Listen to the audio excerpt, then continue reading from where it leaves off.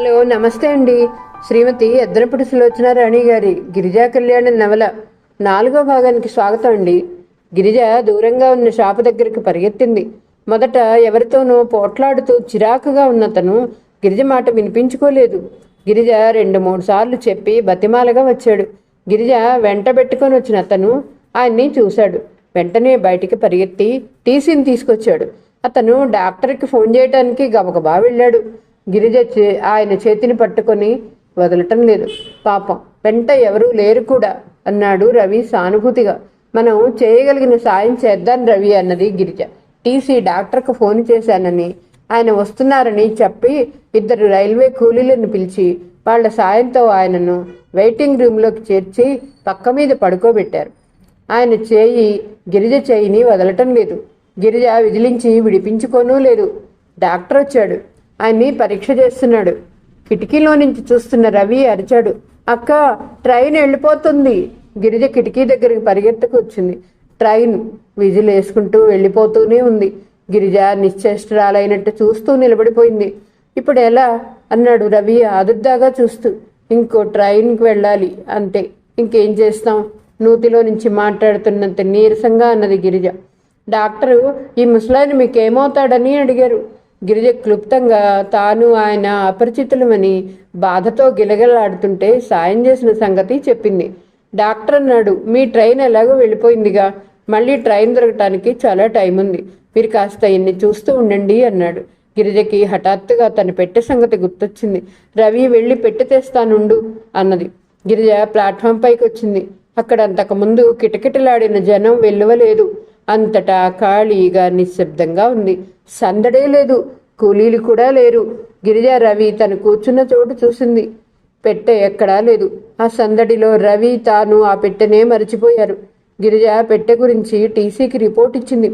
అలా వదిలి వెళ్ళటం మీదే తప్పు. ట్రైన్ వచ్చినా వెళ్ళినా మహా సముద్ర కెరటంలా జనం ఉంటారు, ఎవరినని పట్టుకుంటాం, అయినా ప్రయత్నిస్తాంలేండి అన్నాడు. గిరిజ లంకనాను మనిషిలా నీరసంగా వెయిటింగ్ రూమ్లోకి తిరిగొచ్చింది. పెట్టేది అక్క, కనిపించడం లేదురా. గిరిజ కళ్ళ నిండా నీళ్లు తిరిగాయి. పోయిందా? గిరిజ తలూపింది. అందులో తన బట్టలు, రవి బట్టలు సమస్తం ఉన్నాయి. ఇంకా నయం, డబ్బు, డాక్టర్ సర్టిఫికెట్స్ తన బ్యాగ్లో ఉన్నాయి కాబట్టి సరిపోయింది. బ్యాగ్ని గుండెలకు అదుముకుంటూ అనుకుంది. ఇదేమిటక్క ఇలా అయింది? రవి దిగులుగా చూస్తూ అన్నాడు. గిరిజ తమ్ముని వైపు చూసింది. రవికి ఇదేదో అపశకునంగా అనిపించినట్లుంది. గిరిజ చప్పున తమ్ముడిని దగ్గరికి తీసుకుంది. తెచ్చిపెట్టుకున్న నవ్వుతో హుషారుగా అంది, రవి, ఇలా అయినందుకు నాకు చాలా బాధగా ఉందనుకున్నావా? ఏం లేదు, రవంత కూడా లేదు. ఎందుకో తెలుసా, ఏదొచ్చినా మన మంచికే అంటారు. రవి మాట్లాడలేదు. అతను అక్క గురించే ఆలోచిస్తున్నాడు. అసలు ఉన్నవే 4 చీరలు. ఈ డబ్బు దాచటం యావలో పడి గిరిజ సరిగ్గా చీరలు కొనుక్కోవటం కూడా మానేసింది. ఇప్పుడు అవి కూడా పోయాయి. భగవంతుడు ఎందుకిలా బాధ పెడుతున్నాడు? 1 గంట తర్వాత డాక్టర్ మళ్ళీ వచ్చాడు. పరీక్ష చేశాడు. రాజగోపాలరావు గారికి మెళుకు వచ్చింది. తనని రాజగోపాలరావుగా పరిచయం చేసుకున్నారు. డాక్టర్ ఆయన సుస్థి గురించి మాట్లాడారు. దూరంగా నిలబడిన గిరిజను చూపిస్తూ, ఈ అమ్మాయి మీ ప్రాణాలు రక్షించింది. సమయస్ఫూర్తితో త్వరగా డాక్టర్ సాయం అందేలా చేసింది. పాపం వాళ్ళ రైలు తప్పిపోయింది, పెట్టి కూడా పోయింది అన్నాడు మందులు రాసిస్తూ. ఇప్పటికీ వాడండి. మీకు వచ్చింది చాలా మైల్డ్ హార్ట్ అటాక్. మీ వెంట ఎవరూ లేనట్టున్నారు. మీకు సెడేటివ్ ఇస్తాను. మీరు గోదావరి ఎక్స్ప్రెస్లో కానీ మెడ్రాస్ హైదరాబాద్ ఎక్స్ప్రెస్లో కానీ వెళ్ళొచ్చు. చూడమ్మా, ఈయనకి మందు మళ్ళీ 1 గంట తర్వాత ఇవ్వు అని చెప్పి డాక్టర్ వెళ్ళిపోయాడు. ఆయనకి నిద్ర పట్టేసింది. కొద్దిసేపటి తర్వాత మెళుకు వచ్చింది. గిరిజ మందు తెచ్చిచ్చింది. ఆయన వేసుకున్నారు. బాబుగారు, మందులు తేగా మిగిలిన చిల్లర ఇదిగో అంటూ అందించింది. ఆయన తదేకంగా అమ్మాయినే చూస్తున్నారు. నీ పేరేంటమ్మా? నీరసంగా నూతిలో నుంచి మాట్లాడుతున్నట్లుగా ఉన్నది ఆ గొంతు. గిరిజ.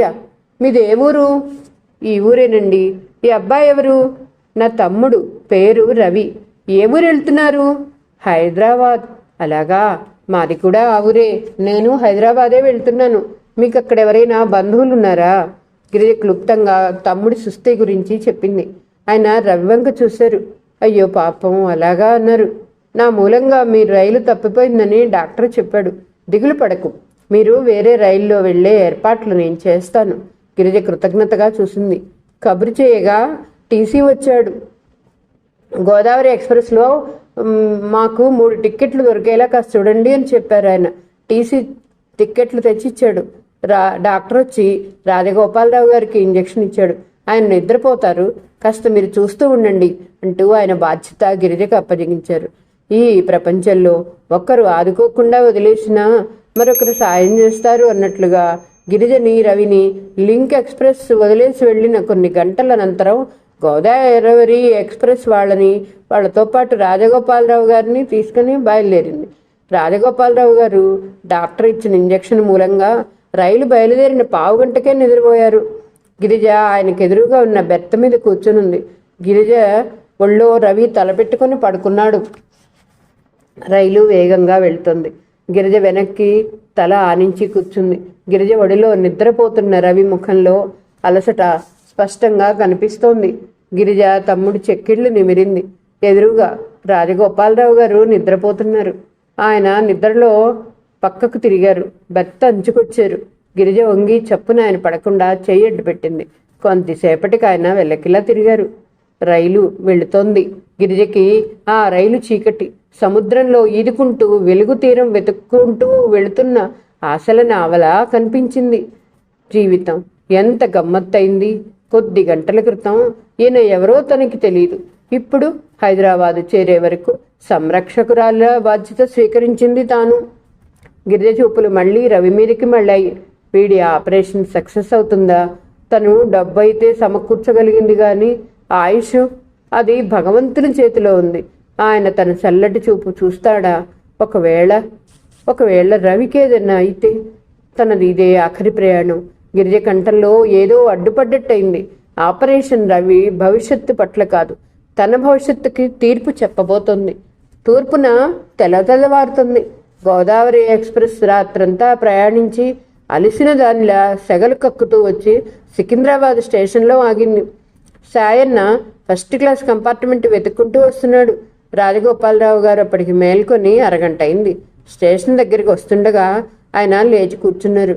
నిద్రమత్తుగా అలసటగా ఉన్న ఆయన కళ్ళకి ఎదురుగా కూర్చుని ఉన్న ఒక అమ్మాయి, బాబుగారు ఎలా ఉంది అని పలకరిస్తుంటే ఆ అమ్మాయి ఎవరు చప్పున గుర్తు రాలేదు. గిరిజ నవ్వింది. మీరు ప్రయాణంలో ఏ హడావుడి చేస్తారో అనుకున్నాను కానీ బాగా నిద్రపోయారు అన్నది. ఆయనకి తల దిమ్ముగా, ప్రాణం చాలా నిస్త్రాణంగా ఉంది. ఆయనకి క్రమేపీ తన సుస్థి, ఈ అమ్మాయి సేవలు గుర్తుకొచ్చాయి. నీ పేరు సందేహంగా అడిగారు. గిరిజ చిరునవ్వుతో చెప్పింది. రైలు అప్పటికే సికింద్రాబాద్ స్టేషన్లో ఆగింది. ఆయన ఓపిక తెచ్చుకొని లేచి కిటికీ దగ్గర కూర్చున్నారు. సాయన్న ఆయన్ని త్వరగానే చూశాడు.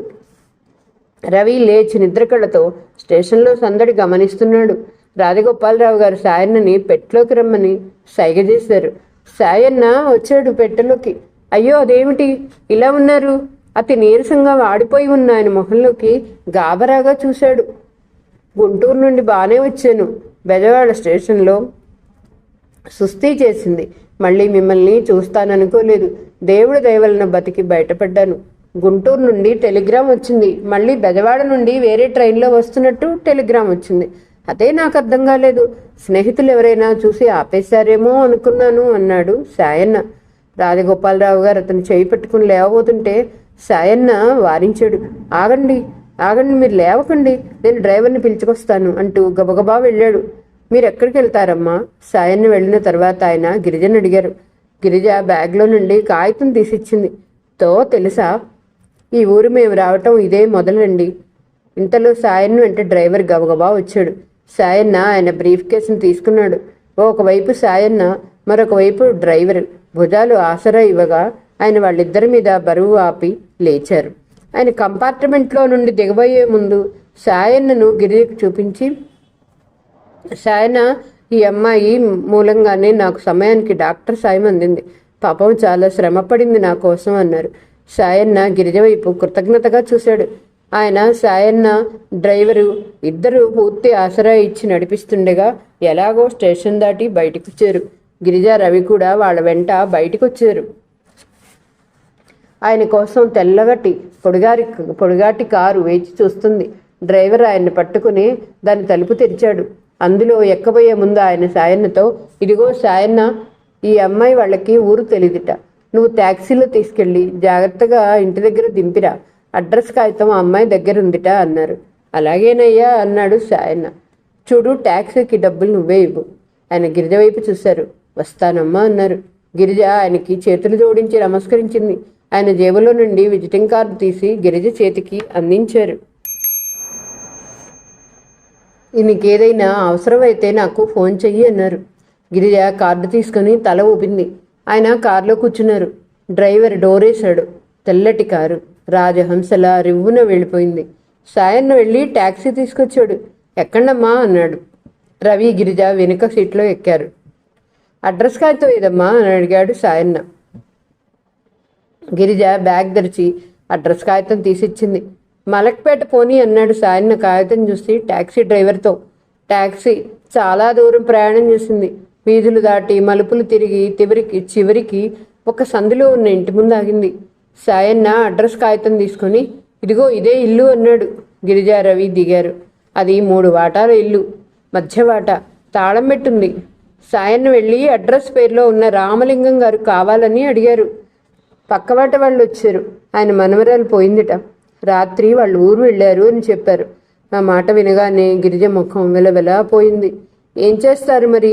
ఇంకెవరైనా తెలుసా అని అడిగాడు సాయన్న. గిరిజ తెలియదన్నట్లు తలూపింది. ఇప్పుడు ఎలా? గిరిజ రవి గిరిజ వైపు ఆందోళనగా చూస్తున్నాడు. గిరిజ క్షణంసేపు ఆలోచించింది. ఇక్కడెక్కడ సత్రాలు ఉండవా అంది. సాయన్న తలగా ఒక్కున్నాడు. హోటల్స్ అయితే చాలా ఉన్నాయి, సత్రాలు ఉంటాయి, కానీ నాకు తెలియవు అన్నాడు. గిరిజ నిట్టూర్చింది. డాక్టర్ దగ్గరికి సరాసరి వెళదాం అన్నది. అదెక్కడ? గిరిజ బ్యాగ్లో నుంచి మరో కాగితం తీసింది. అందులో విజయవాడ డాక్టర్ గారు ఇచ్చిన రికమెండేషన్ లెటర్ ఉంది. సాయన్న ఆ అడ్రస్ చెప్పింది. మళ్ళీ ముగ్గురు ట్యాక్సీలో కూర్చున్నారు. దాదాపు 8 గంటలు అవుతుండగా డాక్టర్ గారు క్లినిక్ వచ్చారు. Bye clinic చిమ్ముతున్నాడు. సాయన్నను చూసి, డాక్టర్ గారు 10ంటికి కానీ రారు అని చెప్పాడు. పర్వాలేదు, ఆయన వచ్చే వరకు కూర్చుంటాం అంది గిరిజ. వరండాలో బెంచి ఉంది. గిరిజ, రవి దానిపై కూర్చున్నారు. నేను వెళ్ళనా? సాయన్న అడిగాడు. వెళ్ళు. అతడు వెళ్ళబోతుంటే పిలిచి బ్యాగ్లో నుంచి 20 రూపాయలు తీసి సాయన్నకిస్తూ, ట్యాక్సీకి డబ్బులు ఇవ్వు. వద్దు వద్దు, మా అయ్యగారికి మీరు చాలా సాయం చేశారుట. మీ దగ్గర ట్యాక్సీ డబ్బులు తీసుకోవద్దన్నారు, వస్తాను అని సాయన్న వెళ్ళిపోయాడు. సాయన్న వెళ్ళిపోగానే రవి ఒక్కసారిగా ఏడవసాగాడు. ఏమిట్రా అది? కంగారుగా అడిగింది. మనతో మధుమూర్తి రాలేదు. వాళ్ళు ఊళ్ళో లేరు. ఈ మహాపట్నంలో మనకు తోడు ఎవరక్క? గిరిజ తమ్ముణ్ణి దగ్గరికి తీసుకుంది. రవి, ఆ మాట అనుకురా ప్లీజ్. దిక్కులేని వాళ్ళకి దేవుడే దిక్కు అని నువ్వు వినలేదు. నువ్వు బెమ్మేలు పడకు, నేనున్నానుగా, నీకెందుకు అంటూ అనునయించింది. రాత్రంతా ప్రయాణమేమో. రవి చాలా అలసిపోయాడు. ఆకలేస్తుందా అని అడిగింది. అవునన్నట్లు తలుపాడు. గిరిజ క్లినిక్ చిమ్ముతున్న బాయ్ని ఫ్లాస్క్ అడిగింది. ఫ్లాస్క్ లేదంటూ అతను 2 గాజు గ్లాసులు ఇచ్చాడు. ఇక్కడెక్కడైనా హోటల్ ఉందా అని అడిగింది. అదిగో ఆ ఎదురుగా ఉన్నది అని చూపించాడు. అక్కడ మొక్కల దగ్గర ఉన్న పంపు దగ్గర ఇద్దరు మొహాలు కడిగారు. గిరిజ వెళ్ళి గ్లాసుల్లో కాఫీ తెచ్చి రవి చేత తాగించి తను తాగింది. రవి ఇక కూర్చోలేనట్లు బెంచిపై పడుకున్నాడు. గిరిజ రవి వైపై చూస్తుంది. రవిని ఓదార్చటానికి ఇంత క్రితం చెప్పిన ధైర్య వచనాలు గొప్పగా చెప్పింది, కానీ తనకు కూడా లోపల మనసులో భయాందోళనగానే ఉంది. కానీ తనకి తానే ధైర్యం చెప్పుకోసాగింది. నేను పిరికితగానిలా ఎందుకుండాలి? అనవసరంగా భయపడుతున్నాను. ఏం చేస్తాం? కొంతమంది జీవితాలు చూస్తే నా అండదండలతో, డబ్బు దశకంతో వడ్డించిన విస్తరిలా ఉంటాయి. వాళ్ళు అదృష్టవంతులు. మరికొంతమంది బతుకులు బాగా కష్టపడితే గాని విస్తరిలోకి అన్నీ సమకూరవు. కష్టపడే ధీశక్తి ఏ వ్యక్తికైనా వెరపు అనేది ఆ చుట్టుపక్కలే ఉండదు. 10 గంటలవుతుండగా డాక్టర్ గారు వచ్చారు. గిరిజ పరిస్థితి విని ఆయన జాలిపడలేదు, విసుక్కున్నాడు. ఇలాంటి కొత్త చోట్లకు వచ్చేటప్పుడు వాళ్ళ ఒక్క అడ్రస్ రాకూడదు, 2-3 అడ్రస్సులు తెచ్చుకోవాలి. నేను ఆపరేషన్ సంగతి చూడగలను, కానీ మిగతావన్నీ పట్టించుకునేందుకు నాకు తీరుబడేది. రవికి ఆపరేషన్కి కూడా ఆయన చేయడు. బొంబాయి నుంచి స్పెషలిస్ట్ ఒక ఆయన వస్తున్నాడు. ఆయన ఇక్కడ వారం రోజులుండి ఇలాంటి కేసులు 4-5 చేసి వెళ్ళిపోతాడు. ఆయన తన పని ముగించుకొని గిరిజని రవిని తీసుకెళ్లి రవిని ఉస్మానియాలో చేర్పించాడు. గిరిజతో, ఇక నా పని అయిపోయింది, అంతా వాళ్లే చూసుకుంటారు. నేను రేపు ఢిల్లీ వెళ్తున్నా. అక్కడ నాకు కాన్ఫరెన్స్ ఉంది. వారం రోజుల వరకు తిరిగి రాను. ఆపరేషన్ ఎలా అయిందో అక్కడి నుంచి ఫోన్ చేసి తెలుసుకుంటాను అంటుండగానే ఆయన కోసం ఎవరో వచ్చారు. ఆయన వాళ్లతో కలిసి వెళ్ళిపోయారు.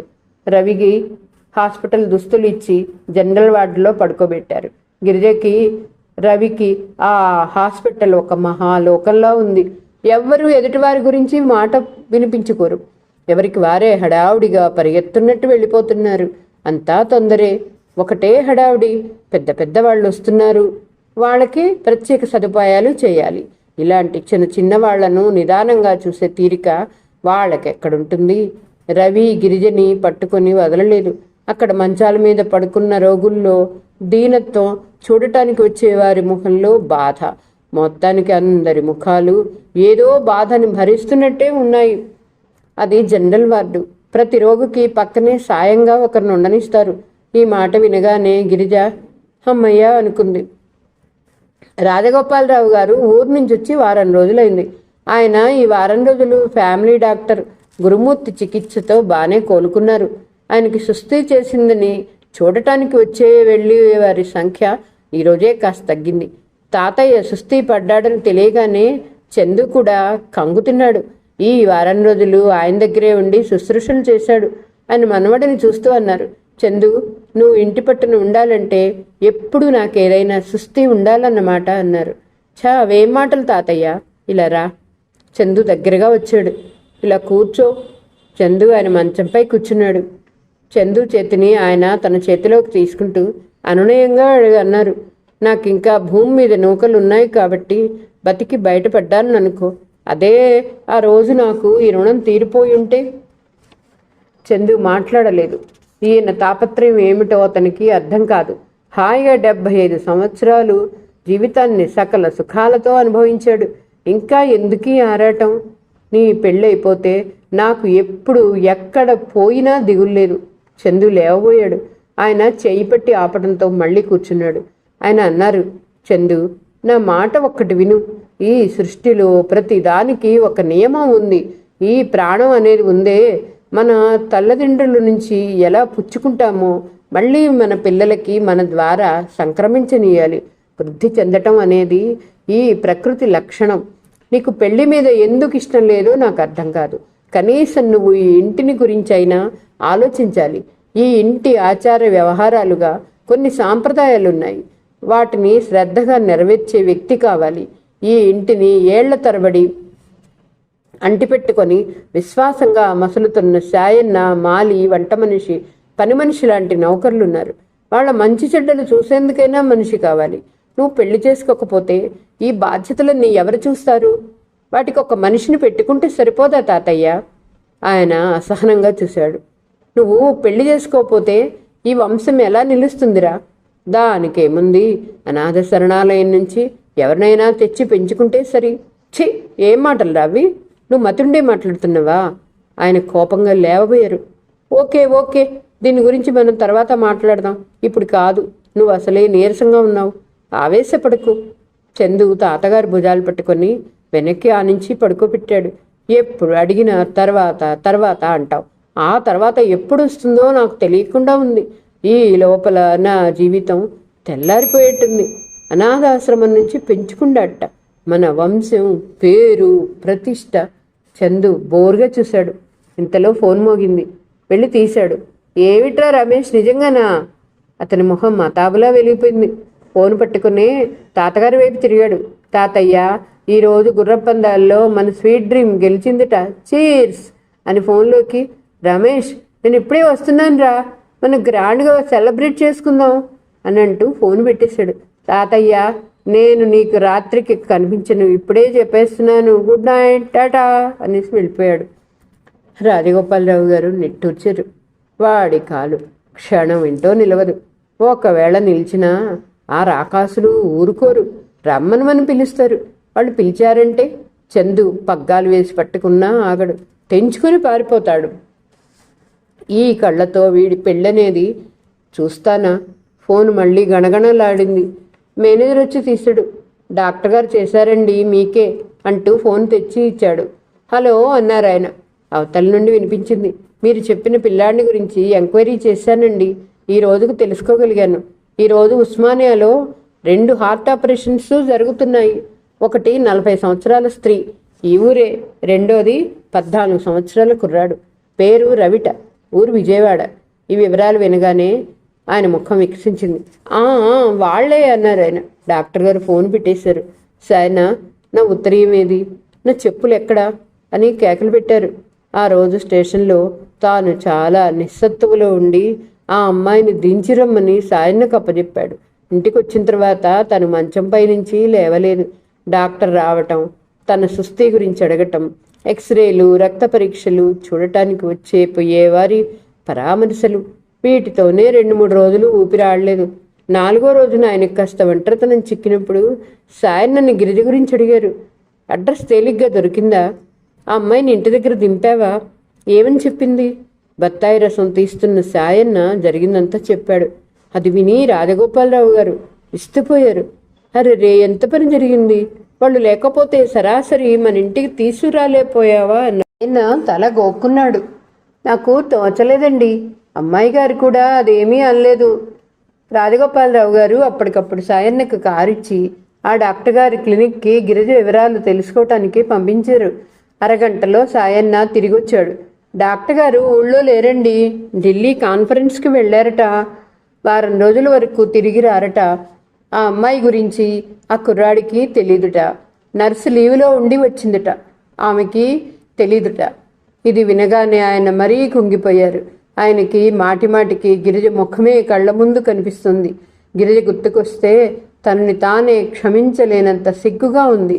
పాపం, తనకి సుస్థి చేసినప్పుడు ఆడపిల్లననే భయం లేకుండా, రైలు వెళ్ళిపోతుందనే విషయం కూడా లెక్క చేయకుండా ఎంతగా ఆదుకుంది. తన మూలంగా వాళ్ల పెట్టె కూడా పోయింది. ఇంత ఉపకారం చేసిన అమ్మాయిని ఈ ఊరు రాగానే తన సంబంధం లేనట్టుగా వదిలేసినట్లయింది. చిచ్చి, ఎంత పొరపాటు జరిగిపోయింది. ఆయన తనకి తానే సిగ్గుపడసాగారు. చివరకు ఆ అమ్మాయి మీద కూడా కోపం వచ్చింది. తన విజిటింగ్ కార్డు కూడా ఇచ్చాడు. ఒక్కసారి ఫోన్ చేయకూడదు? ఆయన ఎందుకో గాని ఆ విషయం అంతటితో వదిలేయలేకపోయారు. ఆ కుర్రాడికి పెద్ద ఆపరేషన్ జరుగుతుంది. ఆ అమ్మాయికి తోడెవ్వరూ లేరు. ఈ ఊరు కొత్త అని చెప్పింది. ఒక్కసారి చూసి ధైర్యం చెప్పి రావాలని ఆయనకి మహా తపనగా ఉంది. చివరికి మర్నాడు తనని పరీక్ష చేస్తున్న డాక్టర్తో గిరిజ గురించి, రవి గురించి చెప్పేశారు.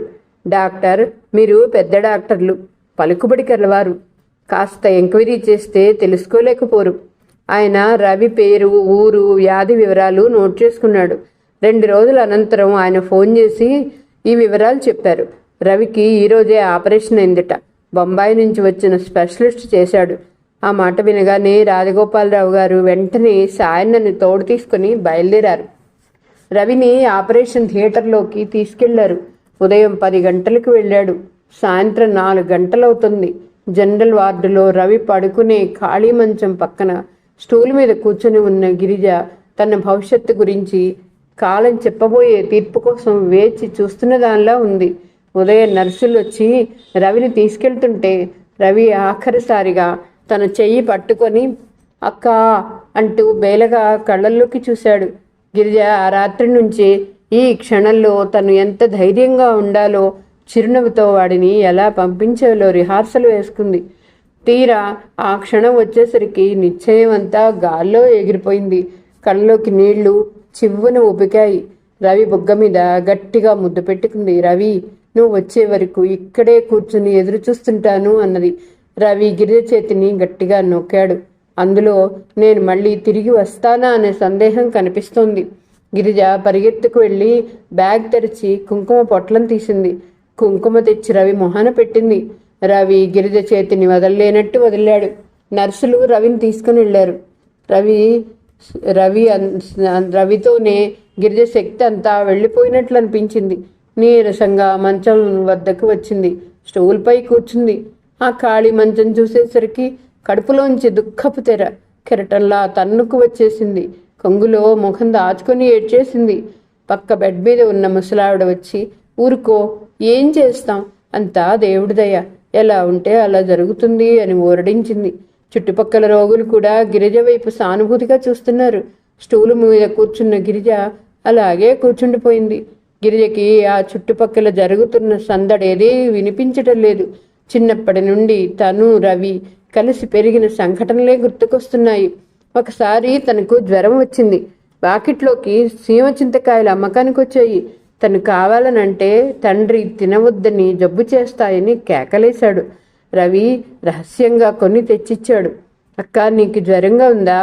ఏది చూడని అంటూ లాగు జేబులో ఉన్న చెయ్యి తీసి దుప్పటి కింద ఉన్న గిరిజ చెయ్యి పట్టుకున్నాడు.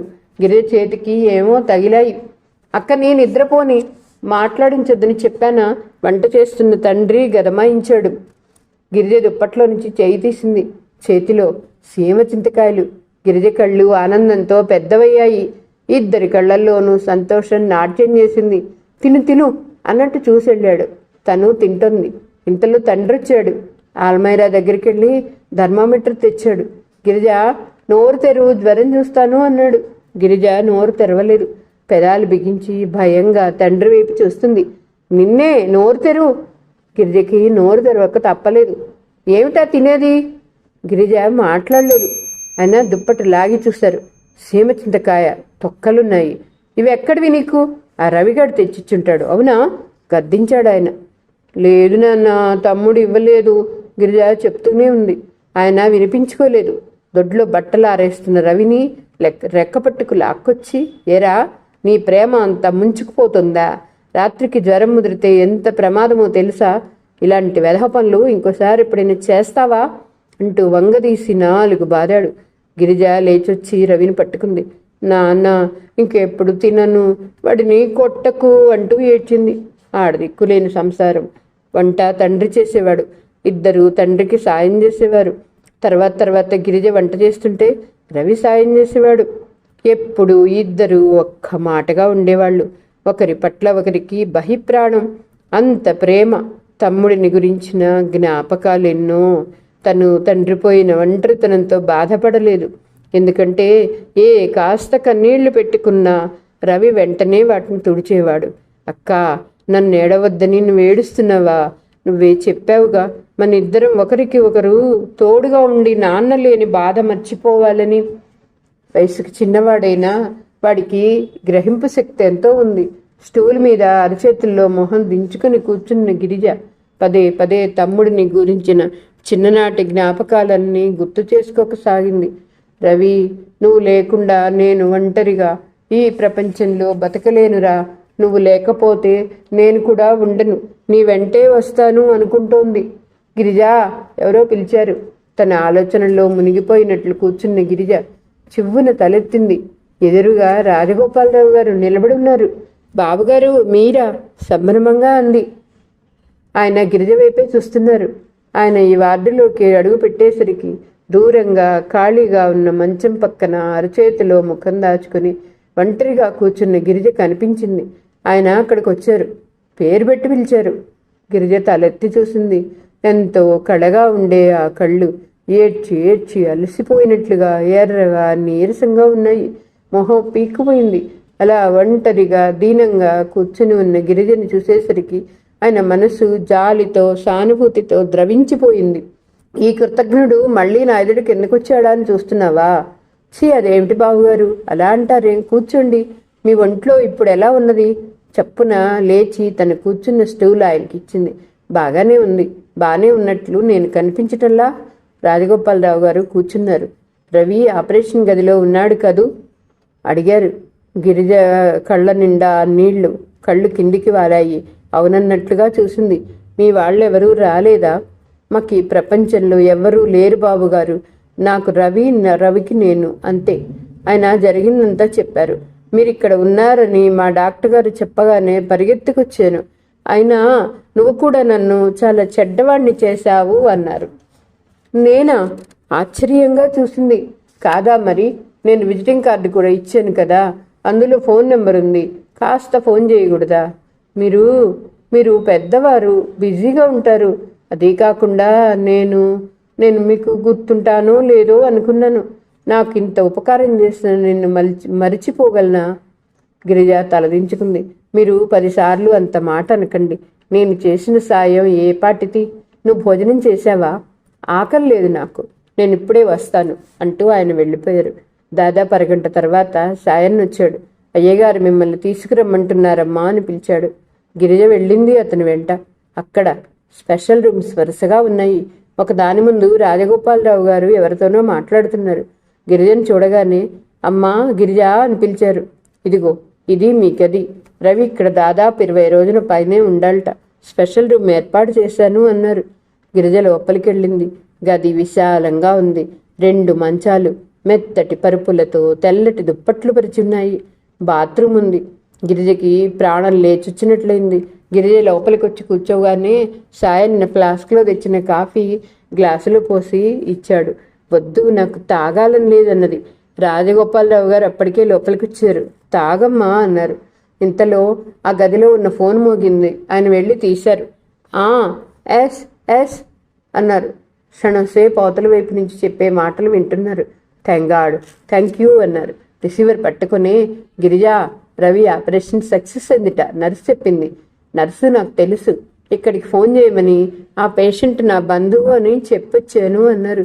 కూర్చున్న గిరిజ గబాలను లేచింది. నిజంగానా బాబుగారు అంటూ ఫోన్ దగ్గరికి వచ్చింది. నువ్వే విను అంటూ ఆయన ఫోన్లోకి, నర్స్ ఆ కుర్రాడి అక్క ఇక్కడ ఉంది, ఆ చల్లటి వార్త మీరే చెప్పండి అన్నారు.